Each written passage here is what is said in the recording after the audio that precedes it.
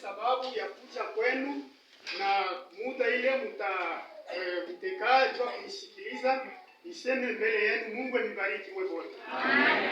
Mwafaiko. Basi kusema kwangu utakuwa tu kwa muda chache. Kwa wale watakuwa vraiment na attention mkubwa, watasikia maneno ile nitaeleza kwa wakati hii. C'est-à-dire kichwa cha maneno ni kusema kujazwa na Roho Mtakatifu. Kujazwa na Roho Mtakatifu. Yaani kama nguvu ya Roho Mtakatifu iko muko sisi, tutafanya maajabu. Vitu vya mingi vitabadilika. Vitu vya mingi vitaendelea mbele.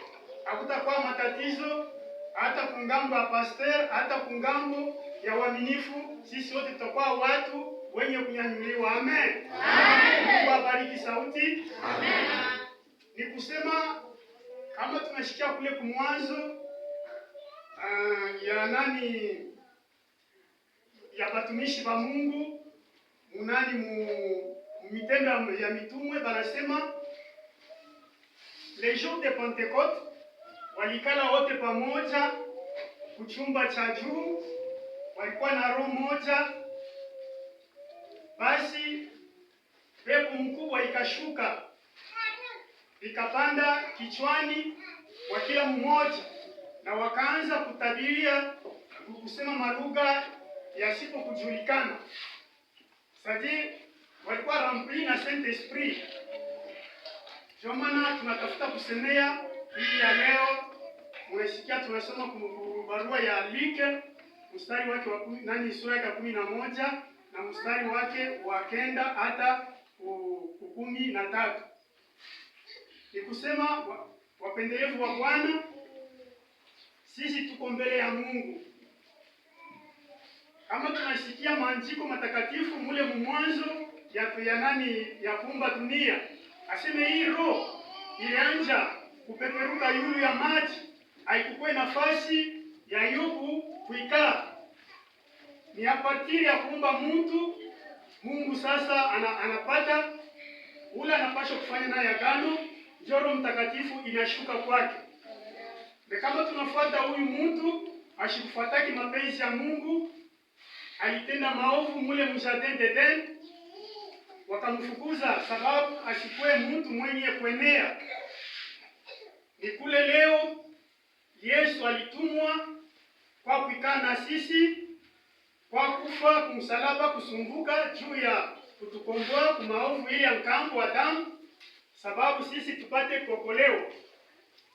Ni sababu kani Yesu kama alisulubiwa hapa dunia, alitumika makazi mingi, alifufula wafu, alifungula macho ya vipofu, viziwe vyote vilisikia.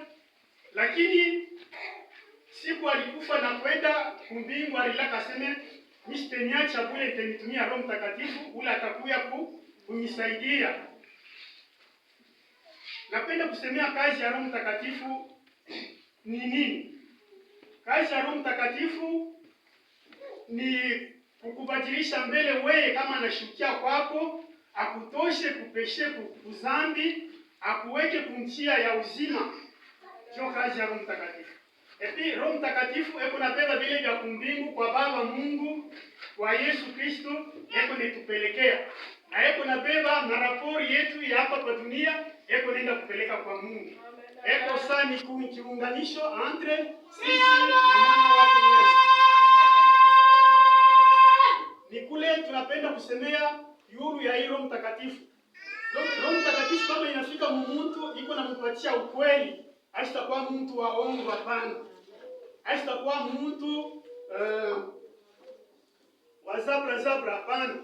Atakuwa ni mtu mwenye kukamilika, mwenye kujazwa na Roho Mtakatifu, eko natembelea mwoga ya Mungu.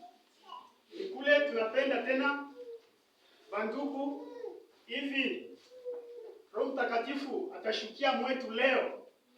Tunapenda tubadilishe mania yetu, tunapenda tuheshimishe Ukristo wetu, mtoto wa Mungu, ukuwe bwenye kwa lazima, wasipo mambo mabaya.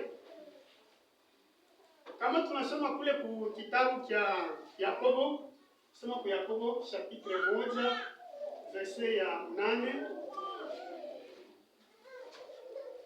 Anasema kama mnaomba mtapewa, kama mnatafuta mtaona, kama mnatutula donc batemfungulie. Ni kusema sisi waaminifu tuko tayari kumuita Yesu muma wakati yote, hata magumu yetu, hata muma situation mubaya, sababu yeye Yesu yuko karibu na sisi. Inafai kujikize mu maombi kabisa. Mtu wa Mungu anapaswa kuwa mtu wa maombi, mtu mwenye kuwa na oga ya Mungu, mtu mwenye kukamilika, mtu mwenye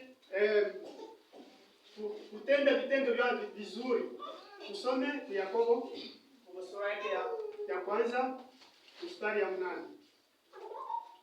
Yakobo sura yake za kwanza mstari wa 8 inasema hivi: sharti uvumilivu utimize kazi yake, upate kuwa wakamilifu na watimilifu pasipo kupungukiwa na kitu.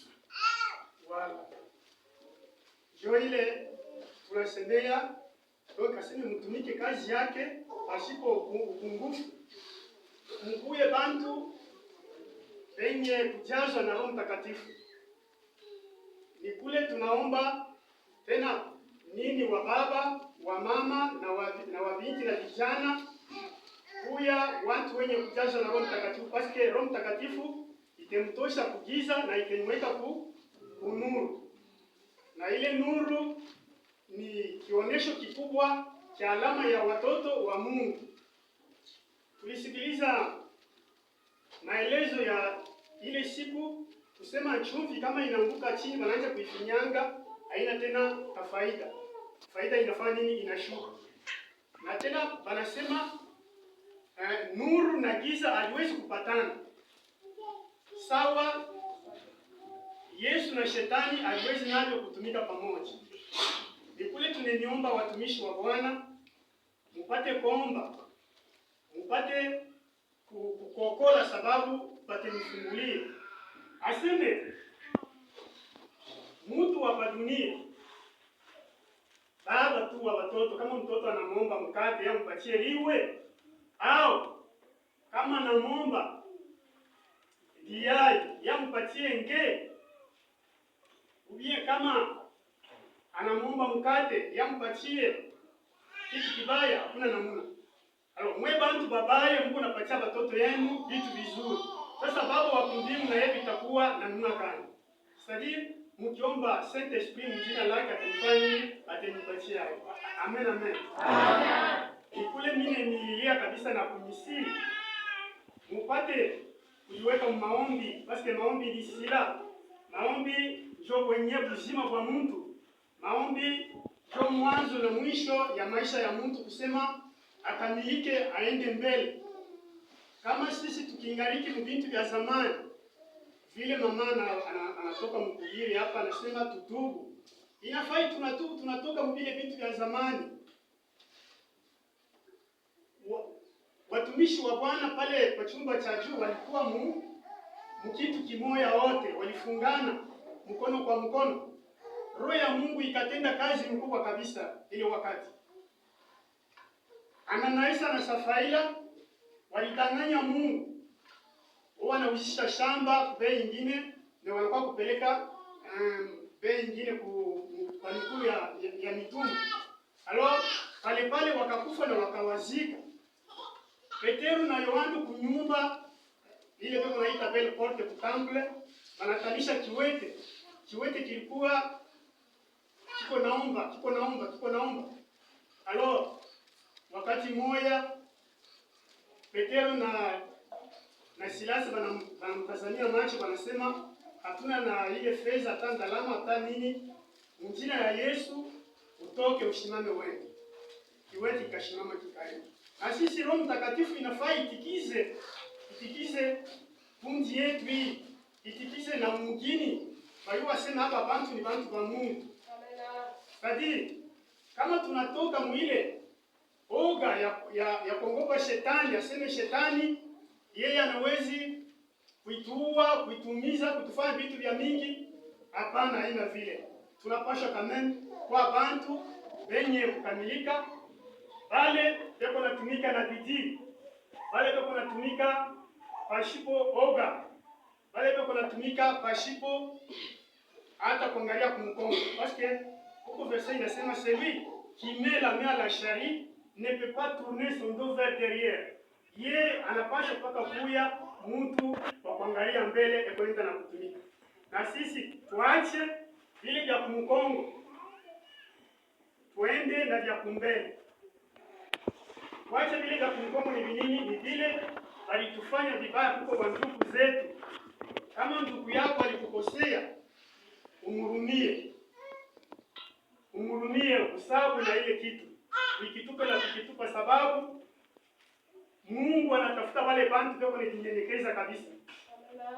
Wale bantu beko naye boga, sadi abawezi kunurisha bubaya kububaya.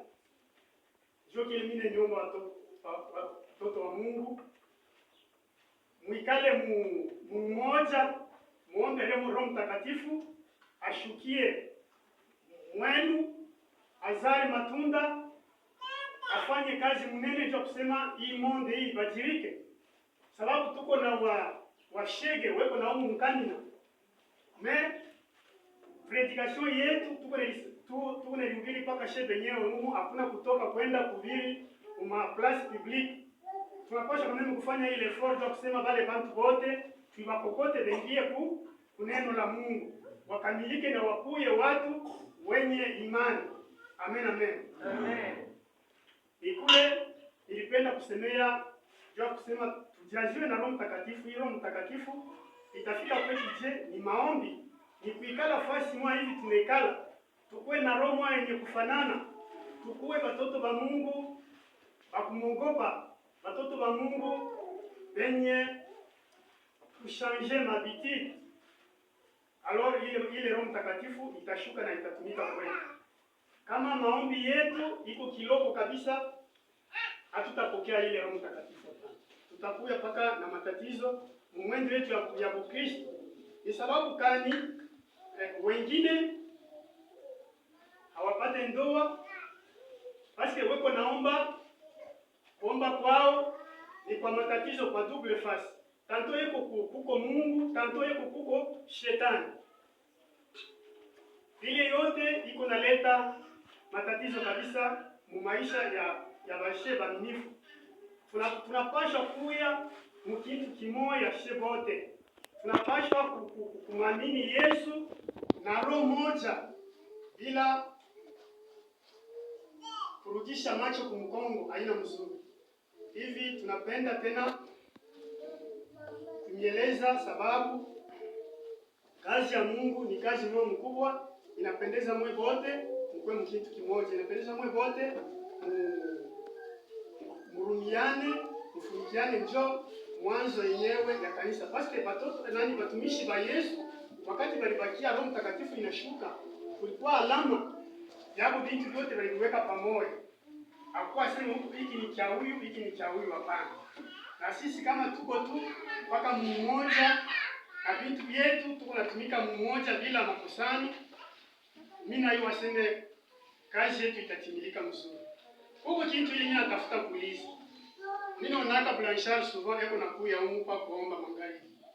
Alors, niko natafuta kuuliza wale wenye kujaza na Roho Mtakatifu, kile mnaisha kulimia hapo pastor, mnaisha kumlimia hapo mara ngapi hii mwaka hii, hata kumpeleka kwa mashamba, hata kumsaidia ni mara ngapi mnaisha kumsaidia pastor wale watu wa Roho Mtakatifu?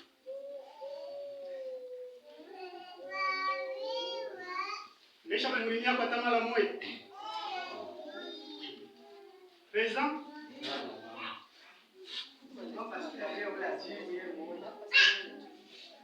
Hapa sasa mnaisha kulimia Sio papa, basta kwenda kulia waende. Asante kwa intercessor, mwafa iko. Mungu anibariki. Ndio zawadi ya Roho Mtakatifu ile. Roho Mtakatifu iko natumikisha mtu anakuwa ngombe wa kazi. Ngombe mnaona kama anamfunga ile matelaji yake ile njuu ya kwenda kulagule na kwenda kufanya makazi ya nguvu.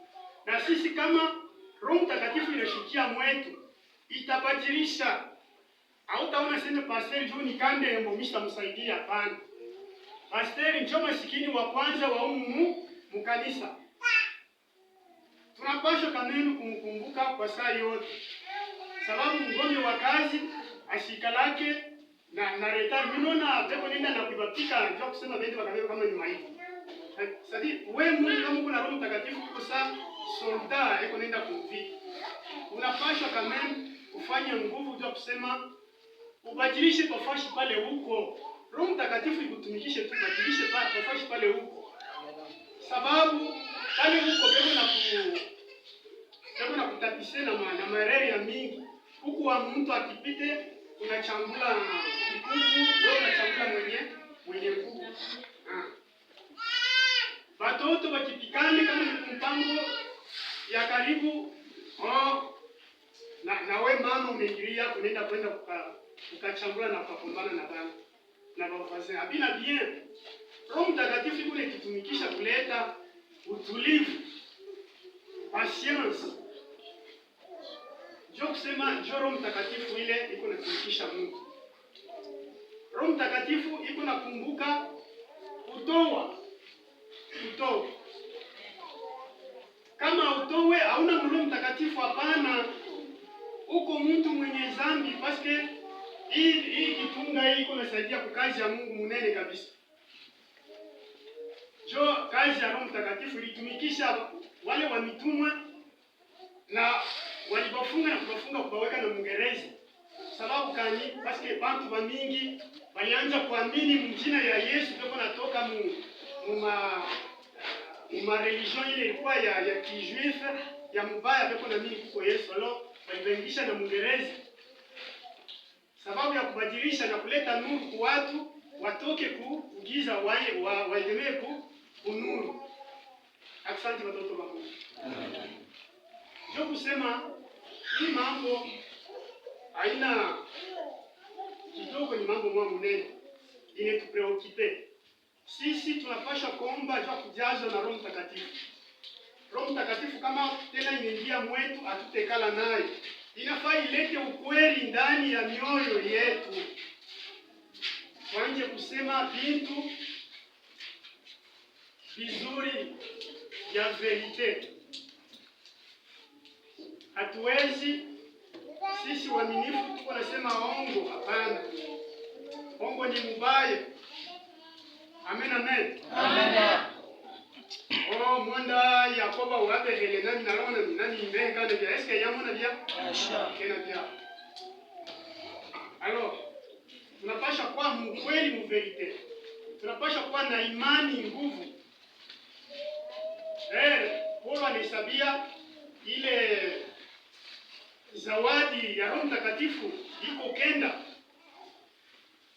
Mimi nafurahi mbele nasikia kutafsiri kwa lugha kitu kimoja kile akikalake kuma kawasi ya mingi. Alors Mungu anibariki papa.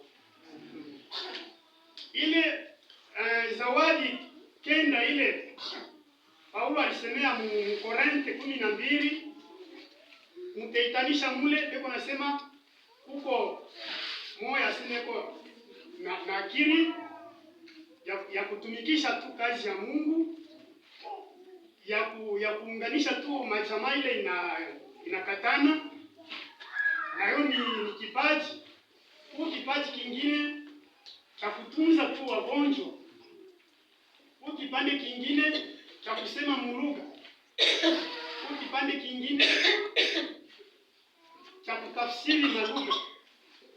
Ili vyote vile viko na nimepesha paka utukufu wa Mungu, malgreke Mungu eko moya na Yesu eko moya, ne wote ndio wanatumika pamoja. Alo ni kule mimi napenda tena nimejulisha kama Mungu huyu tuko natumika naye ashira lake hapana. Yeye karibu na sisi ndio kusema etufanyishie neema, etutendee vile vitu vya ajabu vionekane katikati yetu a travers Roho Mtakatifu. Ni sababu kama tunapaswa kuomba kusema tujaziwe, tukue na nguvu yake. Mungu naye akitupenda na tutakuwa watoto wake. Mwafu wiko. Amen. Amen, amen. Amen. Hii machache bakie katika jina la Yesu. Amen.